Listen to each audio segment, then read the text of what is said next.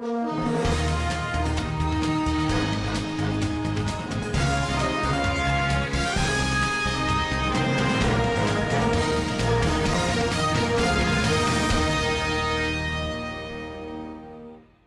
जिल्ह्यातल्या जत आणि मिरज तालुक्याला वादळी वाऱ्याचा प्रचंड तडाखा बसला आहे। सुमारे 150हून अधिक घरांचे, गोट्यांचे, शेडचे पत्रे व कौल उडून गेली आहेत। यामुळे 2 जण जखमी देखील झाले आहेत। जत तालुक्यातील कुणीकोनूरसह आसपासच्या गावांमध्ये वादळी वाऱ्याने घरांचा मोठी पडझड झाली आहे। जत तालुक्यात जवळपास 100हून अधिक घरे, गोट्यांचं छत उडून गेले आहेत, तर काही ठिकाणी भिंती देखील कोसळल्या आहेत। त्याचबरोबर अनेक ठिकाणी विद्युत खांब कोसळले असून अनेक रस्त्यांवरील झाडं देखील उन्मळून पडली आहेत। मिरज तालुक्यातील पूर्व भागाला देखील वादळी वाऱ्याचा मोठा फटका बसला आहे। खटाव, बेळंकी, लिंगणूर, सलगरेसह आसपासच्या गावांमध्ये वादळी वाऱ्याचा कहर झाला।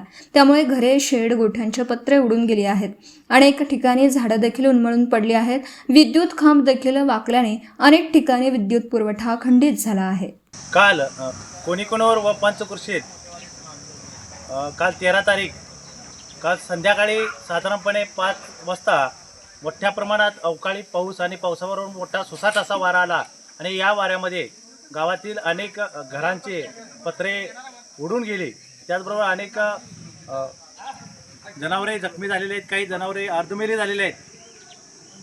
आंब्याच्या बागा तर जवळजवळ पूर्ण आंबे पूर्णपणे जमीनदोस्त झालेले आहेत। तरी लवकरात लवकर या लोकांना पंचनामे होऊन त्यांना लवकरात लवकर शासनाकडून मदत मिळावी आणि जे उघड्यावर घरी पडलेले आहेत त्यांना लवकरात लवकर आर्थिक सहाय्य मिळावं अशी मी विनंती करतो।